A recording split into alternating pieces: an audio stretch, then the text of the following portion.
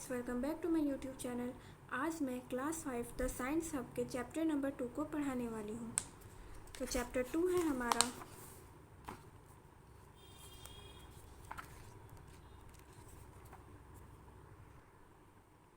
Food and health, जिसका मतलब है भोजन और स्वास्थ्य। तो चलिए शुरू करते हैं। पहले हम लोग इंट्रोडक्शन पढ़ेंगे। तो इंट्रोडक्शन में है all living beings need food for the following reasons. जितने भी लिविंग बींग्स हैं उन सभी को भोजन चाहिए होता है इन फॉलोइंग रीजन्स की वजह से। तो चलिए हम रीजन्स पढ़ते हैं। तो पहला रीज़न है हमारा food helps in the growth and repair of our body. भोजन जो है हमें मदद करता है बढ़ने में और हमारे बॉडी को रिपेयर करने में। दूसरा रीज़न है food gives energy to do our daily work. भोजन जो है हम लोगों को ऊर्जा देता है ताकि हम अपना डेली वर्क पूरा कर सकें। ठीक है, दिनचर्या जो है हमारा वो हम कर सकें, उसके लिए हमें एनर्जी कौन देता है? फूड देता है। थर्ड है food protects us from various diseases. भोजन जो है हम लोगों को बहुत तरह की बीमारियों से बचाता है। ठीक है, तो चलिए अब हम पढ़ते हैं फूड एंड इट्स कंपोनेंट्स। ठीक है, भोजन और उसके कंपोनेंट के बारे में।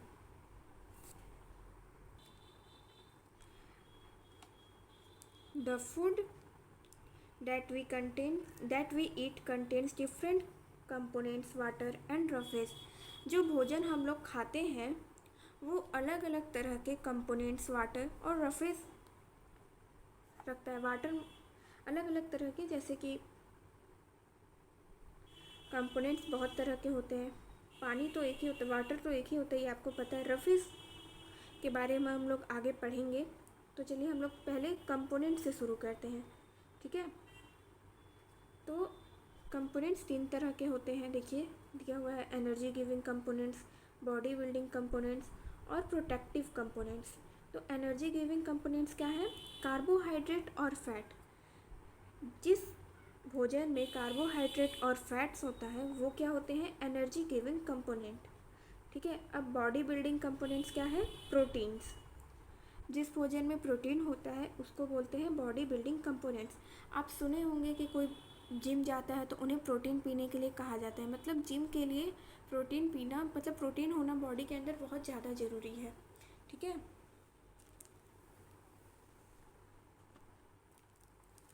अब है प्रोटेक्टिव कंपोनेंट्स। प्रोटेक्टिव कंपोनेंट क्या है? विटामिन एंड मिनरल्स, ये दोनों हैं प्रोटेक्टिव कंपोनेंट्स। ठीक है, ये हम लोगों को बीमारियों से बचाते हैं। तो अब हम लोग इनके बारे में और जानेंगे।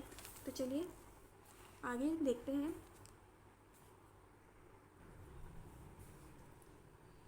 The above 5 types of components, their functions and food sources are described below.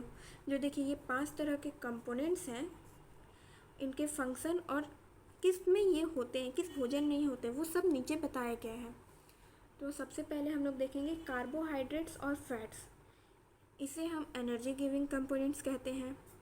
This gives us energy, ये हमें एनर्जी देती है। Fats provide us with more energy than carbohydrates. जो फैट होता है वो हम लोगों को ज़्यादा एनर्जी देता है कंपेयर टू कार्बोहाइड्रेट्स।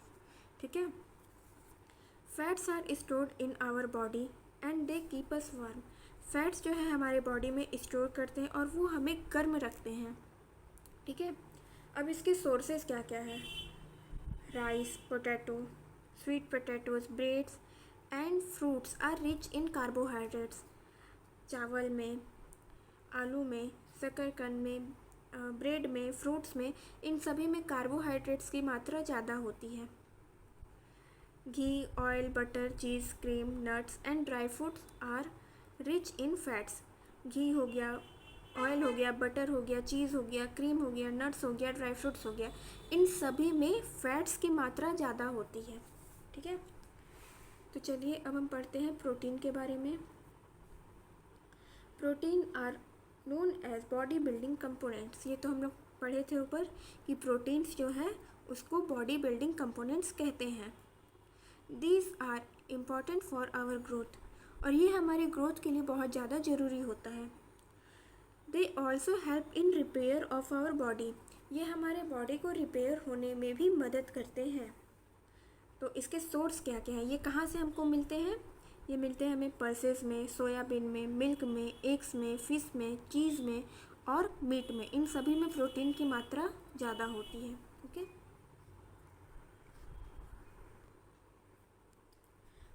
अब आया विटामिन्स एंड मिनरल्स।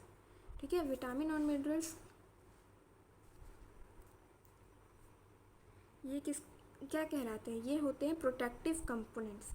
ये हम लोगों को किसी भी इन्फेक्शन या फिर किसी भी डिजीज़ से लड़ने में मदद करते हैं। Vitamins are needed for the normal functioning of our body. Vitamins हम लोगों को हमारे बॉडी के नॉर्मल फंक्शनिंग के लिए ज़रूरी होता है। Minerals are mainly needed for the development of bones and teeths. Minerals हम लोगों को ज़्यादातर क्यों ज़रूरी होता है? हमारे हड्डियों को और दांतों को मजबूत बनाने में और उनके डेवलपमेंट में। ठीक है, vitamins are of many types like vitamin A, B, C, D. Vitamin बहुत तरह के होते हैं, ए हो गया, बी हो गया, सी हो गया या फिर डी हो गया। ठीक है, अब इसके सोर्सेज क्या क्या हैं, ये हमें कहाँ से मिलते हैं? Green leafy vegetables, fruits and milk are rich in vitamins and minerals. Green leafy vegetables हो गए, फ्रूट्स हो गया और मिल्क हो गया, इन सभी में विटामिन्स और मिनरल्स भरपूर मात्रा में होता है। अब हम पढ़ेंगे वाटर के बारे में। ठीक है, approximately 70% of our body weight is water. देखिए, ये हम लोग जानते हैं कि हमारे बॉडी में 70% जो है वो पानी है। ठीक है, water does not have any nutritive value. Water में हम लोगों को कोई न्यूट्रिटिव वैल्यू नहीं मिलेगा, पर ये हमारे सर्वाइवल के लिए बहुत ज़्यादा ज़रूरी है। An average adult must drink at least 8 to 10 glass of water daily, जो कि आजकल लोग नहीं करते हैं, लेकिन हम लोगों को पूरे दिन में 8 से 10 ग्लास पानी पीना बहुत ज़्यादा ज़रूरी होता है। Functions of water in our body are as follow. देखिए, पानी का क्या फंक्शन है, ये हम लोग की बॉडी में पानी क्या करता है जाकर, ये हम लोग नीचे पढ़ेंगे। देखिए, पहला है it helps in the digestion of food. ये हमारे भोजन को डाइजेशन करने में मदद करता है। सेकंड है it acts as a medium for various processes that occur in the body. ये हम लोगों के बॉडी में एक माध्यम के रूप में जाता है जो बहुत सारे प्रोसेस करता है जो हमारे बॉडी में ज़रूरी होता है। ठीक है, थर्ड है it helps in the removal of waste from the body in the form of urine and sweat. ये हमारे बॉडी से कचरा निकालता है, किस फॉर्म में? यूरिन और स्वेट के फॉर्म में ये हमारे बॉडी से वेस्ट रिमूव करता है। फोर्थ है it maintains normal body temperature. ये हमारे नॉर्मल बॉडी टेम्परेचर को मेंटेन करता है। जब बुखार लगता है तो आपको डॉक्टर सजेस्ट करता है कि आप ज़्यादा से ज़्यादा पानी पिएं। ठीक है, तो ये क्या करता है? हमारे बॉडी टेम्परेचर को मेंटेन करता है। फिफ्थ है it is important to keep our body hydrated. और हमें अपने बॉडी को हाइड्रेटेड रखने के लिए पानी पीने बहुत ज़रूरी है। ठीक है, अब हम आते हैं रफेज। रफेज का मतलब क्या होता है?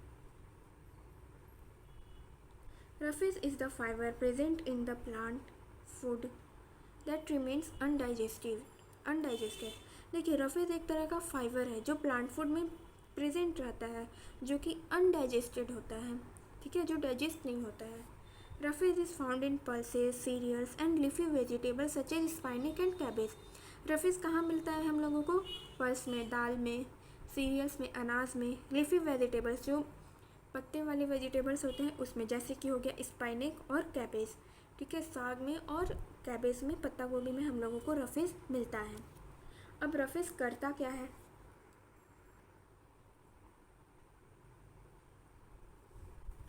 Roughage adds bulk to the food and helps in digestion. Roughage जो है हमारे भोजन की मात्रा को बढ़ाता है, जो कि हमारे डाइजेशन में मदद करता है। ठीक है, दूसरा है it prevents constipation and helps in bowel movements. ये कॉन्स्टिपेशन को रुकता है और हमारे बॉवल मूवमेंट्स में भी हेल्प करता है। जैसे डायरिया वगैरह हो गया तो उसे रोकने में ये मदद करता है, मतलब उसे कम करने में ये मदद करता है। थर्ड हो गया, it keeps our digestive system healthy. ये हमारे डाइजेस्टिव सिस्टम को हेल्दी रखता है। ठीक है, अब हम पढ़ेंगे बैलेंस डाइट के बारे में। When a person is feeling well both physically and mentally we say he she is in a good health. जब कोई एक इंसान जो है फिजिकली और मेंटली दोनों तरीके से अच्छा महसूस कर रहा होता है तब हम कहेंगे वो इंसान जो है स्वस्थ है। A state of complete physical and mental wellbeing is known as health. एक स्टेट कंप्लीट फिजिकल और मेंटल वेलबींग का उसको बोलते हैं स्वास्थ्य। ठीक है, एक diet that contains all necessary components. एक डाइट जो जितने भी नेसेसरी कंपोनेंट्स हैं उसे रखता है, जैसे कि हो गया वाटर, हो गया roughage, in adequate amounts for the proper functioning of our body is known as balance diet. देखिए कंपोनेंट्स, हमने 3 कंपोनेंट्स के बारे में पढ़ा था पीछे। ठीक है, एनर्जी गिविंग कंपोनेंट्स, और क्या था, बॉडी बिल्डिंग कंपोनेंट्स और प्रोटेक्टिव कंपोनेंट्स। ठीक है, ये सारे कंपोनेंट्स वाटर और रफेज एक सही मात्रा में हो, ठीक है, जो हमारे बॉडी के प्रॉपर फंक्शनिंग में मदद करे, उसको बोलते हैं बैलेंस डाइट। ठीक है, we need all components in right quantity to stay healthy. हम लोगों को सभी कंपोनेंट्स एक सही मात्रा में चाहिए होता है जो हम लोगों को स्वस्थ रहने में मदद करे। ठीक है, ऐसा नहीं हो गया कि हम लोग खाना कम खाएं और पानी ज़्यादा पिएं तो हम लोग स्वस्थ रहेंगे, खाना ज़्यादा खाएं और पानी कम पिएं तो हम लोग स्वस्थ रहेंगे, ऐसा कुछ नहीं है। हम लोग को हर भोजन एक सही मात्रा में लेना चाहिए। ठीक है, स्टेइंग हेल्दी मतलब स्वस्थ रहना। ठीक है, a healthy person is not just disease free but is also physically fit and mentally stable to lead a cheerful life. एक स्वस्थ पर्सन जो है, स्वस्थ पर्सन क्या होता है, सिर्फ डिजीज़ फ्री नहीं होता है बल्कि वो फिज़िकली फिट भी होता है और मेंटली स्टेबल होता है ताकि वो अपनी लाइफ को अच्छे से जी सके। To stay healthy we should adopt the following habits. हम लोग को स्वस्थ रहने के लिए क्या ज़रूरी है, हम लोगों को ये नीचे दिए गए कुछ हैबिट्स हैं, इनको फॉलो करना ज़रूरी है ताकि हम लोग स्वस्थ रह सकें। तो क्या है ये, पहला है we should eat a balance diet. हम लोगों को बैलेंस डाइट खाना ज़रूरी है। दूसरा है we should exercise regularly to stay fit and for proper blood circulation. हम लोगों को एक्सरसाइज रोज़ करना चाहिए ताकि हम लोग फिट रह सकें और हमारा जो ब्लड सर्कुलेशन है वो प्रॉपर वे में हो सके। Yoga is also recommended for healthy living. Yoga भी हम लोगों को रिकमेंड किया जाता है हेल्दी लिविंग के लिए। थर्ड है we must maintain a proper posture while sitting, standing, walking and even sleeping. हम लोगों को एक प्रॉपर पोस्चर में बैठना चाहिए, खड़े होना चाहिए, चलना चाहिए, यहाँ तक कि सोना भी चाहिए। ठीक है, आप लोग जब बैठते होंगे स्कूल में या फिर नॉर्मली कहीं भी तो आप लोगों को बोला जाता होगा स्ट्रेट बैठने के लिए, तो ये करेक्ट पोस्चर है बैठने का। ठीक है, उससे क्या होता है, बैकबोन आपका स्ट्रेट रहता है जिसकी वजह से आपके बैक में दर्द नहीं होता है। तो हर चीज़ का एक प्रॉपर पोस्चर होता है, चलने का, उठने का, बैठने का या फिर सोने का। ठीक है, फोर्थ है we should take sufficient rest. ठीक है, हम लोगों को एक सही मात्रा में रेस्ट भी ज़रूरी है ताकि हम लोगों का जो माइंड है वो फ्रेश हो सके और हम लोग का बॉडी रिपेयर कर सके। शरीर को भी आराम की ज़रूरत होती है, सिर्फ शरीर को नहीं, दिमाग को भी आराम की ज़रूरत होती है। ठीक है, अब सोने का मतलब ये नहीं है कि हेल्दी रहने का मतलब सोना है तो आप 10, 12, 13 घंटे सोए रहो।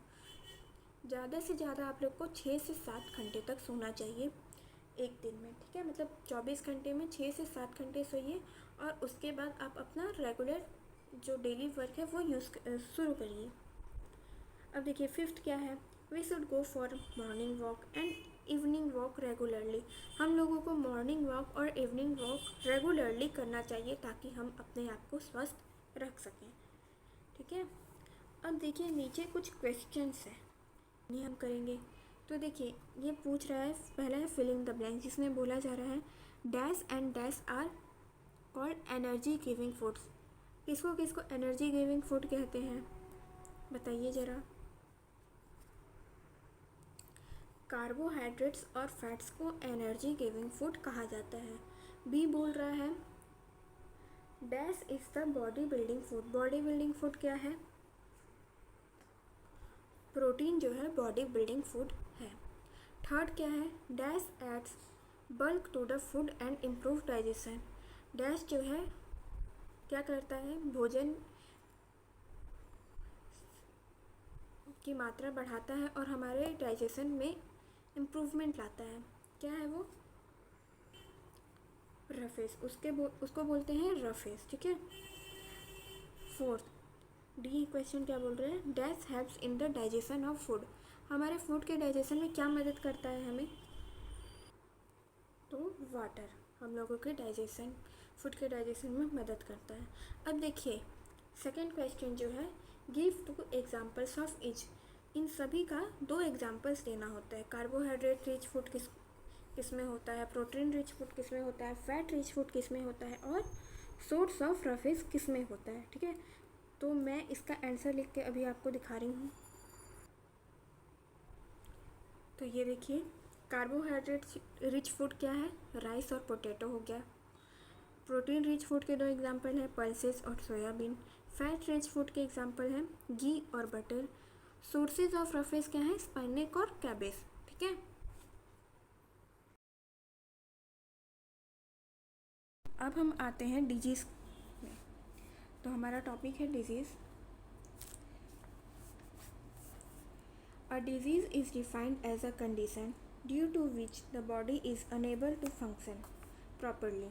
देखिए ये डिजीज़ क्या होता है, डिजीज़ एक तरह का कंडीशन है जिससे हमारा जो बॉडी है वो अच्छे तरीके से फंक्शन नहीं कर सकता है। मतलब रोज़मर्रा जो हम लोग कर रहे होते हैं काम, वो हम लोग ठीक से नहीं करते हैं, हमें थोड़ा बेचैनी सा होता है, थकान महसूस होता है, ठीक है, ये सारी चीज़ें होती हैं। The person suffering from a disease feels weak and is unable to follow his or her normal routine। देखिए एक जब किसी पर्सन को कोई डिजीज़ होता है तो वो बहुत ही ज़्यादा कमज़ोर महसूस करता है अपने आप को, और वो अपना नॉर्मल रूटीन ठीक से फॉलो नहीं कर पाता है।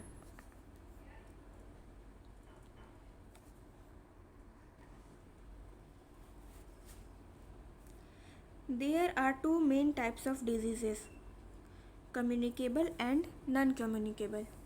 देखिए 2 तरह के डिजीज़ेस होते हैं, एक होता है कम्युनिकेबल डिजीज़, दूसरा होता है नॉन कम्युनिकेबल डिजीज़।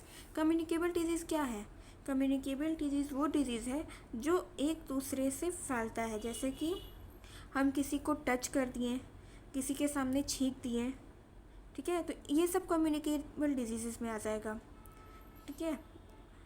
और नॉन कम्युनिकेबल डिजीज़ वो है जो किसी के उठने बैठने साथ में खाने पीने से नहीं फैलता है, ठीक है। तो सबसे पहले हम लोग नॉन कम्युनिकेबल डिजीज़ के बारे में पढ़ेंगे, फिर कम्युनिकेबल डिजीज़ के बारे में पढ़ेंगे। तो नॉन कम्युनिकेबल डिजीज़ क्या है, non communicable diseases are those that do not transmit or spread from one person to another. ये एक ऐसा डिजीज़ होता है जो एक पर्सन से दूसरे पर्सन में ट्रांसमिट नहीं होता है, ट्रांसफ़र नहीं होता और ना ही फैलता है, ठीक है। This may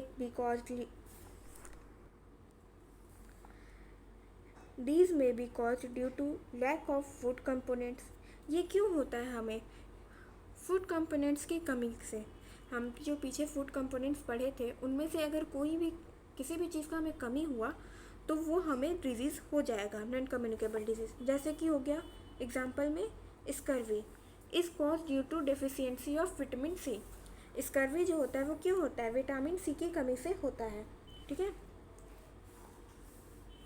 non communicable diseases are cause due to the lack of certain components in our body are called deficiency disease. Non communicable disease जो हमें होता है कुछ सर्टेन कंपोनेंट्स की कमी से, ठीक है, किसी भी कंपोनेंट की कमी से जब हमें नॉन कम्युनिकेबल डिजीज़ होता है तो उसको क्या बोलते हैं हम, डेफिशिएंसी डिजीज़, ठीक है। A person who suffers from lack of components in his/her diet over a long period of time is said to be in a state of malnutrition. देखिए, एक पर्सन अगर अपने डाइट में बहुत लंबे समय से अपने डाइट में कंपोनेंट्स की कमी की वजह से सफ़र कर रहा है, जैसे कि बहुत लंबे समय से कोई भोजन नहीं किया हो, अच्छे से खाना नहीं खाता हो बहुत लंबे समय से, जैसे कि मैगी वगैरह जंक फूड वगैरह जो खा कर रहते हैं, आजकल हॉस्टलर खाते हैं वैसे फूड, तो वो बीमार पड़ते हैं, ठीक है। और उनमें जो कमी होता है वो क्या होता है, वो माल न्यूट्रिशन होता है, मतलब न्यूट्रिशन की कमी होती है उनमें, ठीक है। Some deficiency diseases, their causes and symptoms along with the sources of vitamins and minerals are tabulated below. देखिए, यहाँ पर कुछ डिजीज़ों के नाम दिया गया है, वो किसकी कमी से होता है, इसके सिम्टम्स क्या हैं, मतलब उसके लक्षण क्या हैं, और sources of vitamins and minerals, ये हमें क्या खाने से मिल सकते हैं, ठीक है, वो सब हम यहाँ पे पढ़ेंगे। तो देखिए, सबसे पहला है डिजीज़ है नाइट ब्लाइंडनेस। ये किसकी कमी से होता है, विटामिन ए की कमी से। इसके सिम्टम्स क्या हैं, ये हमें डिम लाइट में अच्छे से नहीं दिखाई देता है। अगर किसी को नाइट ब्लाइंडनेस हुआ तो रात के समय उसे ठीक से नहीं दिखाई देगा, लेकिन जैसे शाम होगा ना उसे धुंधला धुंधला दिखाई देना शुरू होगा, शुरू नहीं होगा, धुंधला धुंधला दिखते दिखते रात में पूरी तरह से ख़त्म हो जाएगा, उसे कुछ नहीं दिखाई देगा। तो वो क्या होता है, उस बीमारी को क्या बोलते हैं, नाइट ब्लाइंडनेस, ठीक है। और ये कब होता है, किसकी कमी से होता है, ये होता है विटामिन ए की कमी से। और ये हमें किससे मिलेगा, ग्रीन लीफी वेजिटेबल से मिलेगा, कैरोट से मिलेगा और मिल्क से मिलेगा। विटामिन ए हमें इन सारी चीज़ों से मिलेगा जिससे हम नाइट ब्लाइंडनेस को दूर कर सकते हैं, ठीक है। अब डिजीज़ है बेरी किसकी कमी से होता है, विटामिन बी की कमी से। ये है क्या, ये डाइजेशन में जब प्रॉब्लम होता है ना उसे बोलते हैं बेरी। और इसके सोर्सेज क्या है, विटामिन बी हमें किस किस चीज़ों से मिल सकता है, तो ये है milk, eggs, cereals and green leafy vegetables. हमें इन सभी चीज़ों से विटामिन बी मिल सकता है। अब है थर्ड डिजीज़ स्कर्वी किसकी कमी से होता है, विटामिन सी की कमी से। इसके लक्षण क्या है, ब्लीडिंग एंड स्वोलन गम्स, हमारे मसूड़ों से ब्लीडिंग होना या फिर उसका फूलना, ठीक है। ये सब किसकी कमी से होता है, विटामिन सी, और इसको बोलते क्या है, स्कर्वी। तो इसके सोर्स क्या है, हमें विटामिन सी किससे मिल सकता है, आंवला से मिल सकता है, ऑरेंज से मिल सकता है या फिर लेमन से मिल सकता है, ठीक है। अब फोर्थ है हमारा रिकेट्स विटामिन डी की कमी से होता है। इसके लक्षण क्या है, softening and bending of bones, ठीक है। ये हड्डियों की बीमारी होती है, मतलब हड्डियाँ कमज़ोर हो जाती हैं, ठीक है। ये किसकी कमी से होता है, विटामिन डी। इसके डिजीज़ का नाम क्या है, रिकेट्स। और विटामिन डी हमें किससे मिल सकता है, मिल्क या फिर मिल्क प्रोडक्ट से, ठीक है। चलिए अब हम नेक्स्ट पे आएंगे। नेक्स्ट है हमारा अनीमिया किसकी कमी से होता है, आयरन। इसके इस लक्षण क्या क्या है, weakness, lethargy, dark circles around eyes, loss of appetite, ठीक है, कमजोरी आना, और आँख के पास जो काला धब्बा हो जाता है, वो सारी चीज़ें आयरन की कमी से होती है, और उस डिजीज़ का नाम है अनीमिया। और ये किससे मिलता है, green leafy vegetables and meat, ठीक है। अब आते हैं गोइटर किसकी कमी से होता है, आयोडीन। ये होता क्या है, इसके लक्षण क्या है, swollen gland in the neck, improper growth, हमारा जो ग्रोथ होता है वो अच्छे से नहीं होता है, और नेक के पास जो ग्लैंड वो फूल जाता है, वो बहुत ज़्यादा फूल जाता है, इसकी वजह से, इसकी कमी की वजह से आयोडीन, ठीक है। और ये हमें आयोडीन कहाँ से मिलता है, सी फूड या फिर salt. Weak bones and teeth, disease क्या है हमारा, वीक बोन्स एंड टीथ। ये किसकी कमी से होता है, कैल्शियम और फास्फोरस की कमी से। इसके लक्षण क्या है, हमारा बोन्स जो है वो वीक रहेगा, मतलब कमज़ोर बोन्स रहेगा, और अनहेल्दी टीथ, हमारा जो टीथ होगा वो अनहेल्दी होगा। तो ये कैल्शियम और फॉस्फोरस की कमी दूर करने के लिए हमें क्या खाना होगा? मिल्क और green leafy vegetables.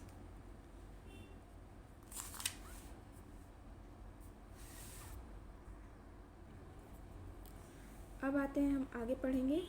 Sneezing, coughing and rashes are some symptoms that occur in some people when they are exposed to dust, certain food and animals, as they are sensitive to all these.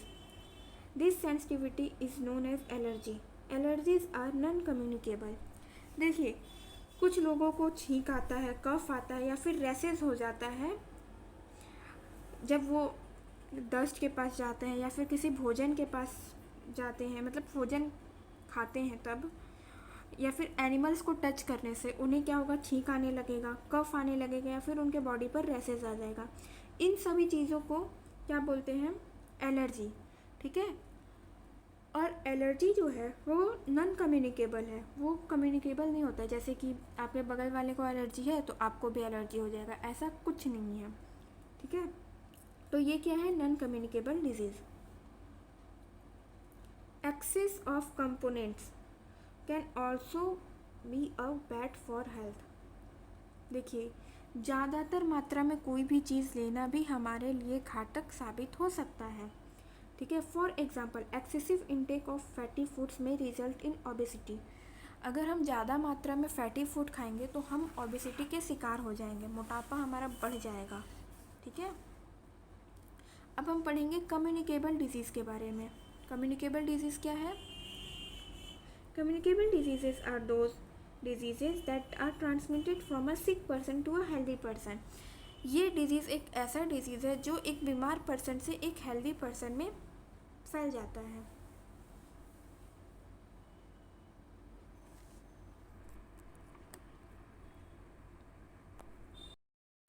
Different agents carry the germs of such communicable diseases from infected persons to healthy persons and make these healthy people ill. These agents are as follows.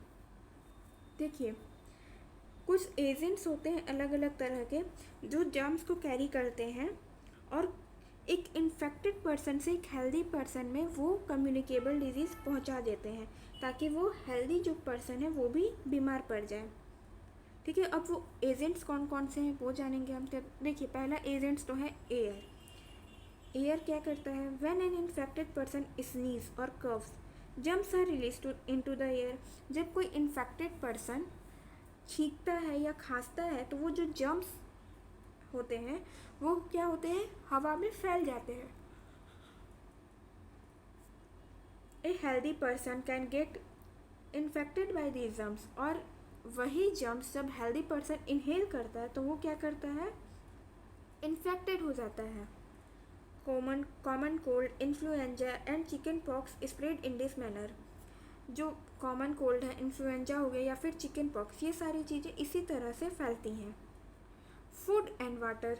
अब भोजन और पानी से ये कैसे फैलते हैं ये जानेंगे हम। Flies sit on uncovered food and transfer germs into the germs to the food which can infect a healthy person when he eats this food.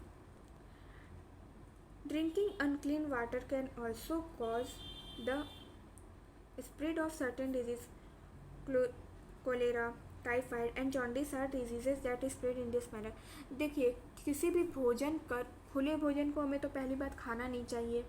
आप देखिए होंगे कहीं बाहर लोग क्या करते हैं कि भोजन खुला रखते हैं। ठीक है। खाने को खुला रखते हैं और वही खाना निकाल कर हमें देखते हैं उस पर मक्खियाँ वगैरह बैठी रहती हैं। वो खाना अगर हम लोग खाएंगे तो हम लोग बीमार पड़ जाएंगे। ठीक है। और यही अगर हम लोग गंदा पानी पीते हैं तो भी हम लोग बीमार पड़ सकते हैं। और अगर ऐसा हम लोग के साथ होता है, हम लोग खाना खा लेते हैं खुले में रखा हुआ या फिर गंदा पानी पी लेते हैं तो हमें कोलेरा, टाइफाइड या फिर जॉन्डिस जैसी बीमारियां हो जाती हैं। Vectors.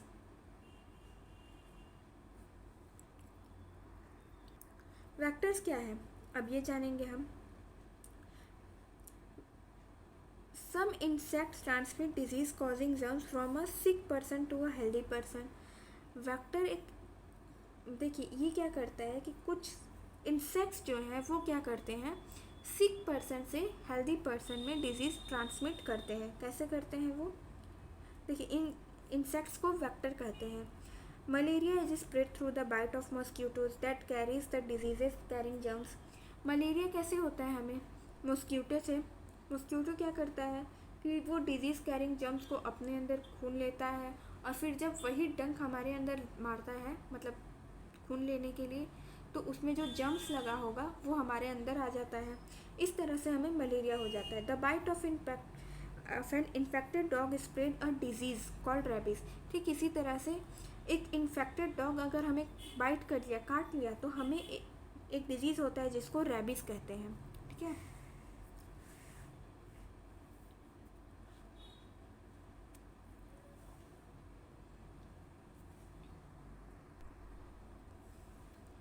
Examples of some communicable diseases. Their mode of transmission and preventive measures are tabulated below.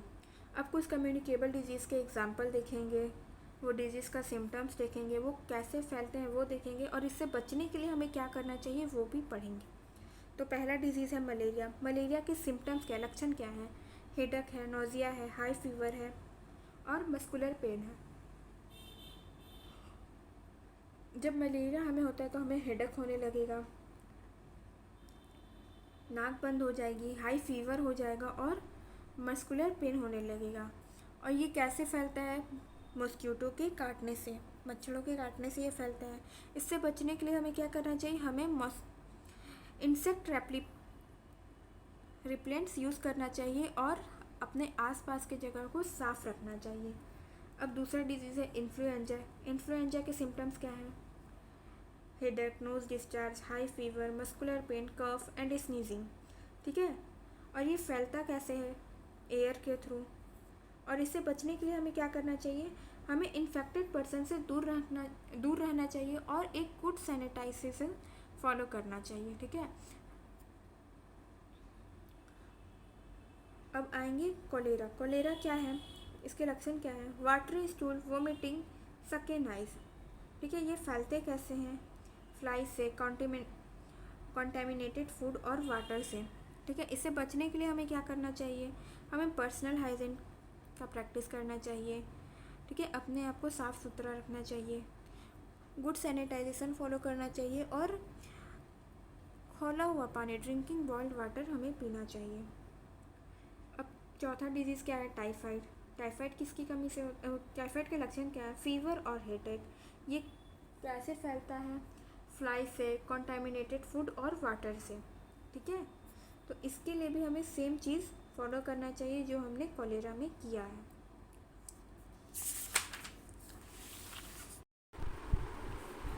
Prevention of communicable diseases. Communicable diseases का प्रिवेंशन। ठीक है।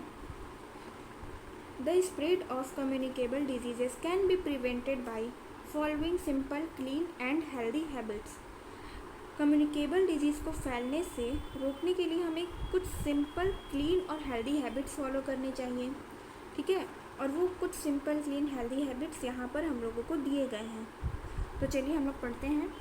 पहला क्या है, the houses should be kept clean, well ventilated and free of mosquitoes. जो हमारा घर है वो साफ़ होना चाहिए, वेल वेंटिलेटेड होना चाहिए और मच्छरों से मुक्त होना चाहिए। मतलब मच्छर घर में ना रहे तो हम कम्युनिकेबल डिजीज से बच सकते हैं। There should be sufficient sunlight entering the house. देखिए सफिशिएंट सनलाइट होना चाहिए हमारे घर में एंटर होने के लिए, जैसे कि खिड़की, दरवाजे जो हैं सुबह के टाइम हमें खोल के रखना चाहिए। ठीक है, ताकि सनलाइट अंदर आ सके। सेकेंड पॉइंट क्या है, water should be boiled and kept covered. पानी जो है उबला हुआ होना चाहिए और ढका हुआ होना चाहिए। Food should be also kept covered. जो भोजन है हमारा वो भी ढका हुआ होना चाहिए, कवर किया होना चाहिए। One should not B eat stele food. और हम लोगों को स्टेल फूड नहीं खाना चाहिए, खुले में रखा हुआ खाना या फिर मतलब बासी भोजन, ये सब हम लोगों को नहीं खाना चाहिए। थर्ड है, in villages water in the wells should be chlorinated regularly. जो कुएं का पानी है वो हमेशा क्लोरिनेटेड होना चाहिए, ठीक है। क्लोरिनेटेड मतलब क्या होता है कि क्लोरीन से उसको ट्रीट किया जाता है जिससे वो पानी साफ हो। फोर्थ पॉइंट क्या है, water should not be allowed to stagnate as mosquitoes lays eggs in the standing water. देखिए, पानी को हमेशा अगर हम खुले रख देंगे तो वो पानी स्थिर हो जाएगा और उसमें जो है मॉस्किटोज अंडा दे देंगे, ठीक है। और वही पानी अगर हम लोग पी लेंगे तो हम बीमार पड़ सकते हैं। तो हमें पानी हमेशा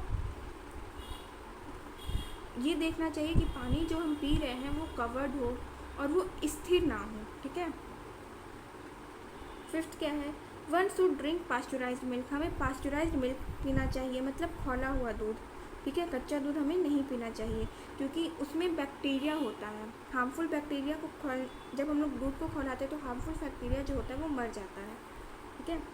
अब सिक्स्थ क्या है, we should not use utensils, towels, handkerchiefs and other things used by a person suffering from communicable disease.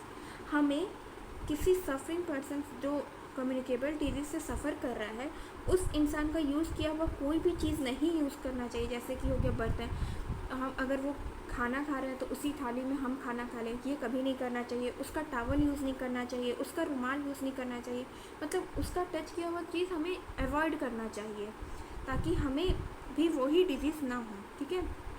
अब सेवन्थ क्या है, always wash hands with soap and water before and after eating. हमें हमेशा हाथ धोकर खाना चाहिए और खाने के बाद हाथ धोना चाहिए। And also after using toilet, हमें टॉयलेट यूज़ करने के बाद भी हाथ धोना चाहिए। यूज़ अ हैंकरचीफ वाइल कफिंग और स्नीजिंग। हम जब छींकते हैं या खांसते हैं तो हमें अपने मुंह पर रुमाल रखना चाहिए। This prevents the spread of disease causing germs. ये हमें डिजीज़ कॉजिंग जर्म्स को फैलने से रोकता है, ठीक है। अब आते हैं वैक्सीनेशन पर। A treatment which makes the body stronger against a particular infection is called vaccination. एक ट्रीटमेंट जो हमारे बॉडी को स्ट्रॉन्ग करता है पार्टिकुलर इन्फेक्शन से बचने के लिए, उसको वैक्सीनेशन कहते हैं। The technique of vaccination was first developed by Edward Jenner to treat small pox disease और डेडली डिजीज़। देखिए, ये जो वैक्सीनेशन का ट्रीटमेंट था, ये टेक्निक किसने यूज़ किया था? सबसे पहले एडवर्ड जेनर ने। किस चीज़ से बचने के लिए? स्मॉल पॉक्स से बचने के लिए, जो एक डेडली डिजीज़ था। Since then vaccines against many disease has been developed. और उसके बाद अलग अलग डिजीज़ के लिए वैक्सीन आने लगे। अभी आपने कोविड के बारे में सुना होगा, उसका वैक्सीनेशन भी आया, ठीक है। तो जितनी भी डिजीज़ेस हैं उनसे बचने के लिए वैक्सीनेशन आते गए। Vaccination helps the body to fight against diseases and infection. Vaccination क्या करता है? हमें मदद करता है हमारी बॉडी को किसी भी डिजीज़ या इन्फेक्शन से लड़ने के लिए। Vaccines are mostly given to young children. Vaccine ज़्यादातर ना छोटे बच्चों को दिया जाता है ताकि उन्हें वो बीमारी कभी हो ना।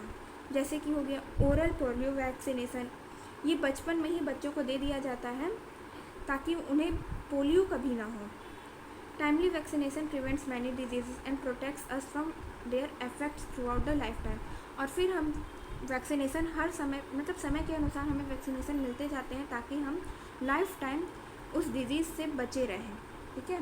तो यहाँ हमारा चैप्टर ख़त्म होता है। अब हम बढ़ते हैं एक्सरसाइज की तरफ, ठीक है। तो ये हमारा एक्सरसाइज है। Very short answer type question, ठीक है। ये वन वर्ड आंसर है। तो ये देखिए, disease caused by deficiency of iron. वो डिजीज़ जो आयरन की कमी से होता है उसको क्या बोलते हैं? अनीमिया। अनीमिया का स्पेलिंग यहाँ पे है ANAEMIA, ठीक है। तो थोड़ा मिस्टेक हो गया था लिखने में, आप लोग सुधार कर लीजिएगा बुक से देखकर। बी है disease caused by the deficiency of vitamin C. वो डिजीज़ जो विटामिन सी की कमी से होता है उसको क्या बोलते हैं? स्कर्वी, ठीक है। Third, disease caused by the deficiency of calcium and phosphorus, वो डिजीज़ जो कैल्शियम और फॉस्फोरस की कमी से होता है उसको क्या बोलते हैं? Weak bones and teeth. ठीक है। Fourth, disease caused by the deficiency of iodine, इसको क्या बोलते हैं? वो डिजीज़ जो आयोडीन की कमी से हो, गोइटर। ठीक है। E, disease caused by deficiency of vitamin D, वो डिजीज़ जो विटामिन डी की कमी से हो उसको बोलते हैं रिकेट्स। अब हम बढ़ते हैं फिल इन द ब्लैंक्स की तरफ। तो फिल इन द ब्लैंक्स में है हमारा A, the deficiency of vitamin A causes, vitamin A की कमी से क्या होता है? Night blindness. B, milk should be dash before use, milk use करने से पहले क्या किया जाना चाहिए? पास्चराइज होना चाहिए, खोला हुआ होना चाहिए, बॉइल्ड होना चाहिए। सी, द लैक ऑफ वन और more food components in the body for a long time is called, हमारे बॉडी में लंबे समय तक एक या एक से अधिक कंपोनेंट्स जब की कमी, उसको क्या कहते हैं? Malnutrition. डी,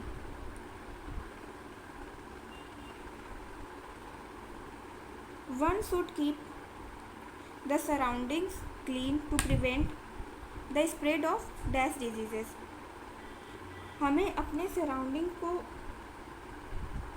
साफ रखना चाहिए, किस डिजीज़ को रोकने के लिए? कम्युनिकेबल डिजीज़ को रोकने के लिए। अब हम आगे बढ़ते हैं शॉर्ट आंसर टाइप क्वेश्चन में। ठीक है।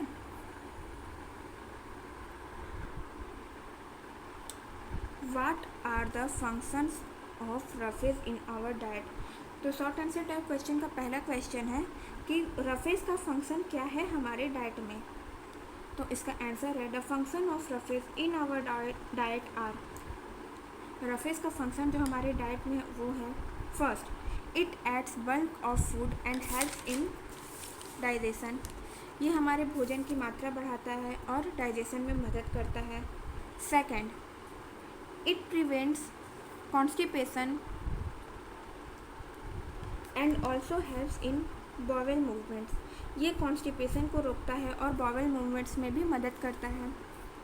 थर्ड है, it keeps our digestive system healthy, ये हमारे डाइजेस्टिव सिस्टम को हेल्दी रखता है। सेकंड क्या है? Distinguish between communicable and non communicable disease, communicable और नॉन कम्युनिकेबल डिजीज़ के बीच में डिफरेंस बताना है और इसका एक एग्जाम्पल भी देना है। तो इसका आंसर है कम्युनिकेबल डिजीज़ का पहला, these are those disease that are transmitted from a sick person to a healthy person, ये वो डिजीज़ है जो एक बीमार पर्सन से एक हेल्दी पर्सन में हो जाते हैं और इसका एग्जाम्पल है मलेरिया और कोलेरा। अब है नॉन कम्युनिकेबल डिजीज़, इसका फर्स्ट है these are those diseases that do not transmit or spread from one person to another, ये वो डिजीज़ है जो एक पर्सन से दूसरे पर्सन में स्प्रेड या फिर ना फैलता है ना ट्रांसमिट होता है। ठीक है। इसका एग्जाम्पल क्या है? पहला है नाइट ब्लाइंडनेस जो विटामिन ए की कमी से होता है, दूसरा है गोइटर जो आयोडीन की कमी से होता है। ठीक है। अब है define the following, third question क्या बोल रहा है? कुछ हम लोगों को वर्ड दिया है उसको डिफाइन करना है। तो पहला क्या है? माल न्यूट्रिशन। माल न्यूट्रिशन क्या है ये हम लोग फिल इन द ब्लैंक्स में भी पढ़े थे, तो आप चाहें तो वो आंसर भी लिख सकते हैं। यहाँ पे मैंने लिखा है a physical state of a person which results due to lack of essential food components in our body, एक इंसान का वो फिजिकल स्टेट होता है जो lack of essential food components की वजह से होता है, मतलब कुछ फूड कंपोनेंट्स की कमी की वजह से होता है, उसको बोलते हैं माल न्यूट्रिशन। सेकेंड है डिजीज़। डिजीज़ क्या है? A state in which our body no longer in healthy condition,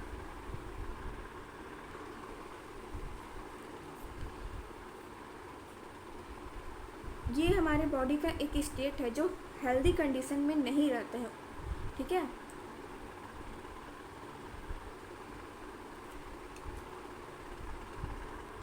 उसको बोलते हैं डिजीज़। अब आते हैं वैक्सीनेशन पर। वैक्सीनेशन का मतलब क्या होता है? A treatment which makes the body stronger against a particular infection. वो ट्रीटमेंट जो हमारे बॉडी को स्ट्रॉन्ग बनाता है एक पार्टिकुलर इन्फेक्शन से बचने के लिए, उसको बोलते हैं वैक्सीनेशन।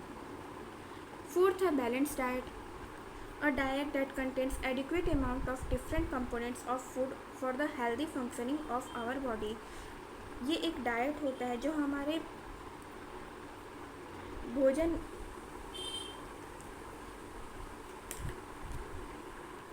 में सही मात्रा का कंपोनेंट्स, देखिए हमारे भोजन में अलग अलग तरह के कंपोनेंट्स होना ज़रूरी है, तो वो सारे कंपोनेंट्स हम अपने भोजन में रखें और जिसकी वजह से हमारा जो बॉडी है वो हेल्दी फंक्शन करे, इसको बोलते हैं बैलेंस डाइट। ठीक है, ना ज़्यादा कम ना ज़्यादा ज़्यादा। ठीक है, कोई भी कंपोनेंट्स ज़्यादा नहीं होना चाहिए और ना ही वो कम होना चाहिए, उसे बोलते हैं बैलेंस डाइट। ठीक है, फोर्थ क्या है? Why are carbohydrates called energy giving components of food? Carbohydrate को energy giving components of food क्यों कहते हैं? तो इसका आंसर है carbohydrates provide energy in the form of calories that the body needs to be able to work and to support other function. देखिए carbohydrate क्या करता है? हमारे बॉडी में एनर्जी पहुंचाता है, किस फॉर्म में? कैलोरीज की फॉर्म में। ठीक है, जिससे हम अब काम करने में सक्षम होते हैं और हमारा जो दूसरा भी फंक्शन है उसे सपोर्ट करता है। कार्बोहाइड्रेट्स हमें एनर्जी देता है हमारी बॉडी को, ताकि हम ठीक से काम कर सकें, ठीक से बात कर सकें, ठीक से चल सकें। ठीक है, इन सब के लिए क्या ज़रूरी है? हमारे बॉडी में कार्बोहाइड्रेट्स ज़रूरी है। ठीक है, अब हम आते हैं फिफ्थ क्वेश्चन में, जो बोल रहा है why is water essential for our body. पानी हमारे बॉडी के लिए एसेंशियल क्यों है? तो इसका आंसर है water is essential for our body because पानी हमारे बॉडी के लिए एसेंशियल इसलिए है क्योंकि first it helps in digestion, वो हमारे डाइजेशन में मदद करता है। Second it helps in removal of waste from the body in the form of urine and sweat. ये हमारी बॉडी से वेस्ट निकालता है, किस फॉर्म में? यूरिन और स्वेट की फॉर्म में। अब हम आते हैं लॉन्ग आंसर टाइप क्वेश्चन में। इसका फर्स्ट है what are the various components of balance diet. एक बैलेंस डाइट का वेरियस कंपोनेंट्स क्या क्या है? तो इसका आंसर है the various components of a balance diet are first protein, second carbohydrate, third lipids, fourth vitamins, fifth minerals और sixth water. Lipids हम खुद से ऐड किए हैं, ये आपके बुक में नहीं दिया है, आप चाहें तो आप इसको रिमूव कर सकते हैं। ठीक है, तो ये सारे कंपोनेंट्स हमारे बैलेंस डाइट में होना ज़रूरी है।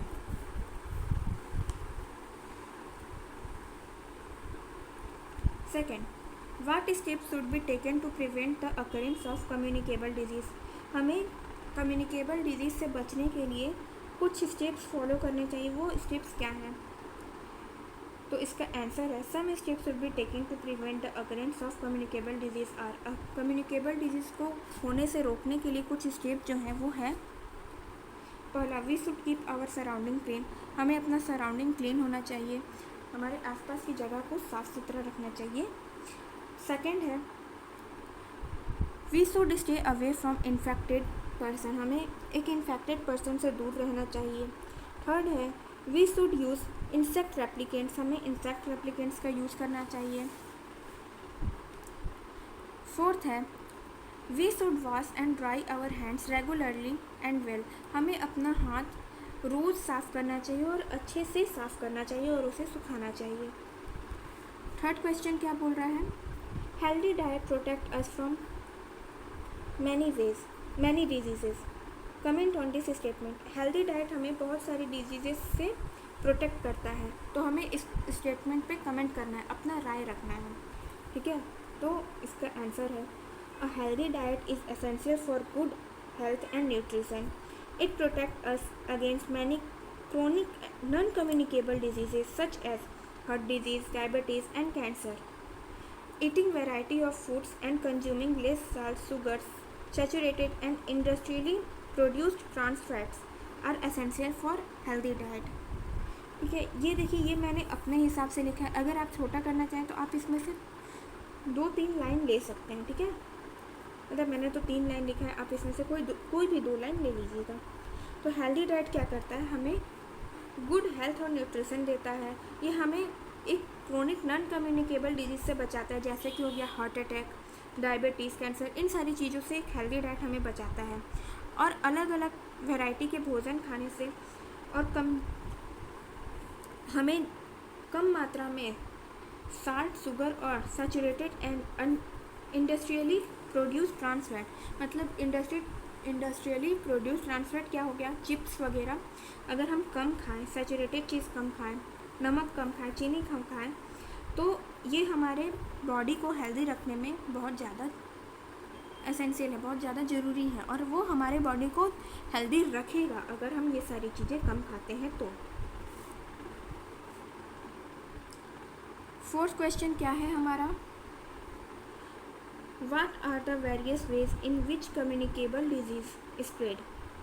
वो वेरियस वेज बताना है जिससे कम्युनिकेबल डिजीज़ स्प्रेड होता है। तो देखिए मैं यहाँ पर 2 चीज़ ली हूँ, वेक्टर को मैंने नहीं लिखा है क्योंकि अगर मैंने वेक्टर को लिखा होता तो काफ़ी ज़्यादा बड़ा हो जाता है आंसर, तो मैंने सिर्फ 2 ही लिखा है, एयर और फूड एंड वाटर। ठीक है, तो चलिए अब इसका आंसर पढ़ते हैं। The various ways in which communicable diseases spread are, वो वेरियस वेज जिससे कम्युनिकेबल डिजीज़ स्प्रेड होता है, तो पहला है air. When an infected person sneezes or coughs, germs are released into the air. जब कोई इन्फेक्टेड पर्सन खांसता है या छींकता है तो वो जर्म्स क्या होता है, एयर में रिलीज हो जाता है, एयर में फैल जाता है, जिसकी वजह से एक हेल्दी पर्सन भी इन्फेक्ट हो सकता है। अ healthy person can get infected by this germs. Okay, second क्या है, फूड एंड वाटर।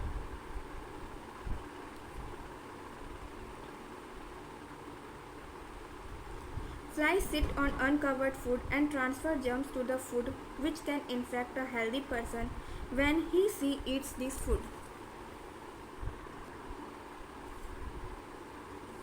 तो फ्लाइज जो क्या करती हैं, किसी भी अनकवर्ड भोजन पर बैठ जाती हैं, जिससे क्या होता है, वो जर्म्स भोजन में हो जाता है, मतलब जर्म्स भोजन में आ जाता है, और फिर वही एक हेल्दी पर्सन खाता है तो वो बीमार पड़ जाता है।